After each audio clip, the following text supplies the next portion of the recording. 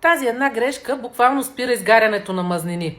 А ето и как да я поправиш. Повечето хора се опитват да отслабнат, но правят една основна грешка, която блокира метаболизма и спира изгарянето на мазнини. И дори да тренираш и да се храниш здравословно, пак можеш да не виждаш резултати. Това е липсата на достатъчно протеини и здравословни мазнини в менюто ти.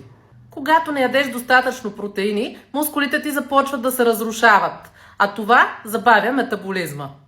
Без здравословни мазнини, като авокадо, ядки и зехтин, хормоните ти излизат извън баланс и това започва да нарушава изгарянето на мазнини. А ако разчиташ само на въглехидрати, кръвната ти захар започва да спада и да се качва като йо-йо, което води до постоянен глад и желание за сладко. Как да поправиш това?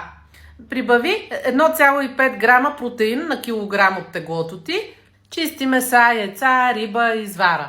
Включи здравословни мазнини към менюто си. Шепа ядки, лъжица зехтин към салатата ти или малко авокадо. Балансирай храненията си. Протеини плюс фибри плюс малко мазнини е равно на стабилен метаболизъм и горене на мазнини дори в покой. Сподели в коментарите кой от твоите хранителни навици блокира метаболизма ти.